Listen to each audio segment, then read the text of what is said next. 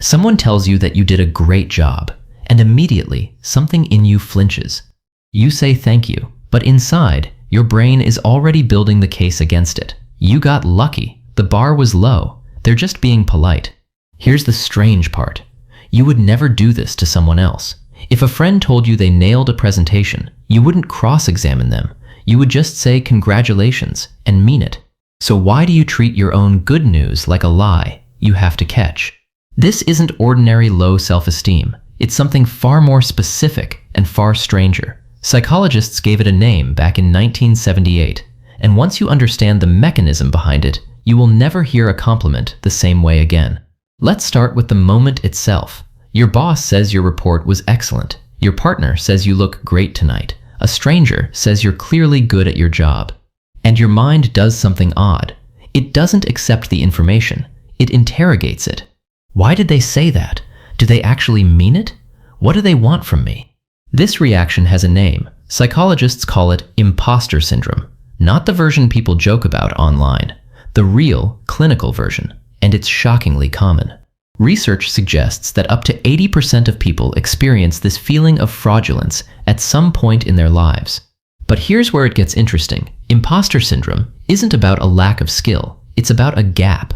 A gap between the evidence in front of you, your degrees, your promotions, your results, and what you privately believe about yourself.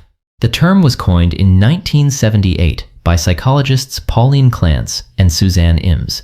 They studied 150 high-achieving women, PhDs, award winners, recognized experts in their fields. And almost all of them believed the same secret thing, that they weren't actually smart, that somehow they had fooled everyone, and that one day they would be exposed. Now something surprising happens once you look closer. This pattern isn't random. It follows a loop. A task appears. Anxiety spikes immediately. Some people freeze and procrastinate, then panic their way through it.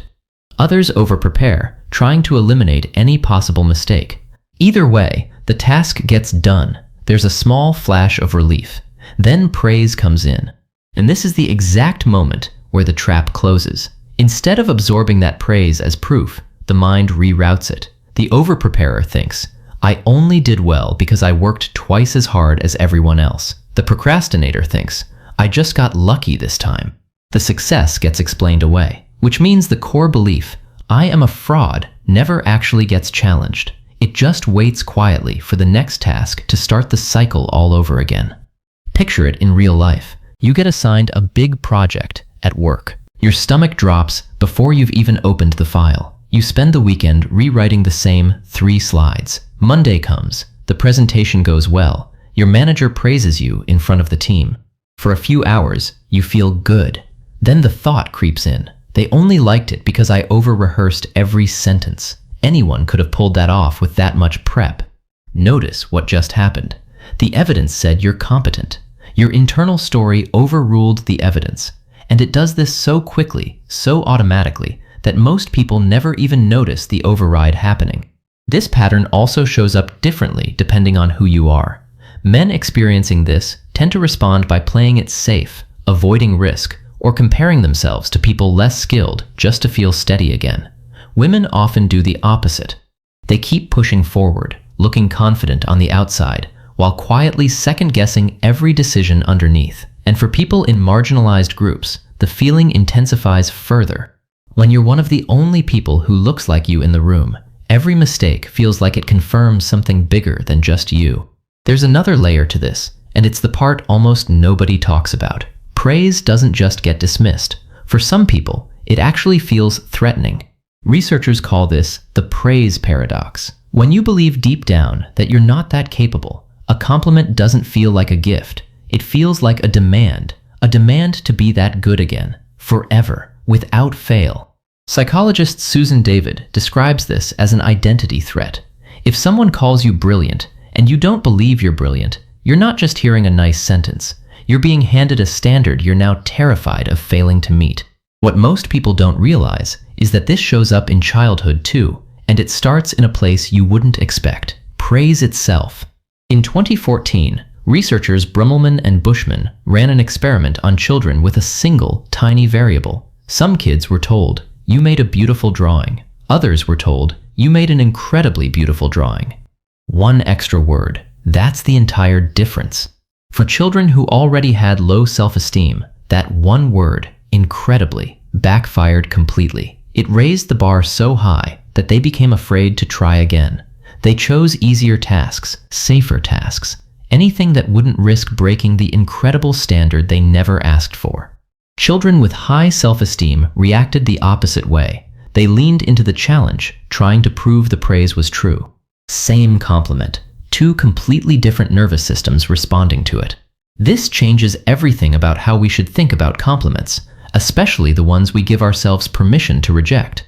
There's a psychological principle underneath all of this called self-verification theory. Put simply, people are drawn to information that confirms what they already believe about themselves, even when that belief is negative. If your internal script says, "I am not that impressive," then genuine praise doesn't feel accurate. It feels wrong, almost uncomfortable. So your brain quietly edits it until it fits the story you already believe.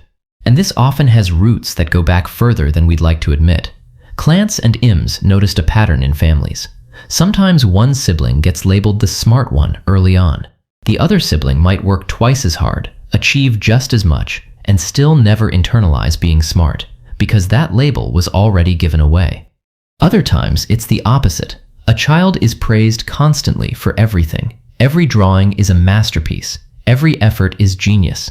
Until, eventually, that child hits something genuinely difficult, and a quiet, devastating thought creeps in. Maybe they were lying to me the whole time. There's also something we lose when we reject a compliment, something more relational than we usually consider. Psychologist Lisa Orbe-Austin points out that a compliment isn't just information, it's a moment of connection.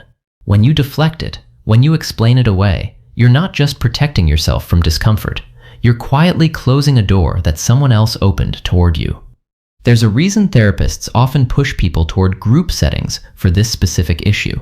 When you hear someone else, someone accomplished, someone you respect, admit they feel like a fraud too, something shifts. The shame loses its grip.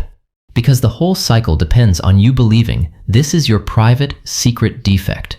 The moment you hear it out loud from someone else, that illusion collapses. There's also a specific therapeutic approach called cognitive processing therapy, which basically trains you to catch the automatic thought, "I got lucky," and replace it with the more accurate one, "I prepared, and it worked." So what actually breaks this cycle? It starts small, almost embarrassingly small. The next time someone compliments you, don't explain it away. Don't say, "Oh, it was nothing." Just make eye contact and say thank you, nothing else. It will feel strange. It might even feel a little bit like lying. That discomfort is normal. It's not a sign you're doing it wrong. It also helps to keep a written record, actual evidence, specific things you did well, specific things people said, not to boost your ego, but to build a case file that contradicts the fraud narrative every single time it resurfaces.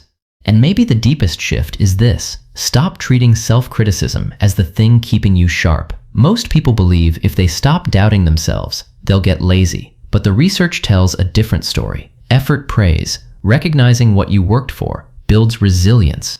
Constant self-doubt just builds exhaustion. One more thing worth trying. On purpose, take on something you might actually fail at. Not recklessly, just something slightly outside your comfort zone. When it doesn't go perfectly, and sometimes it won't, treat that as information instead of proof. That single shift from verdict to data point is often what finally breaks the loop for good. The truth is, you were never actually fooling anyone. The results were real. The work was real. The only thing that was never true was the story telling you it didn't count.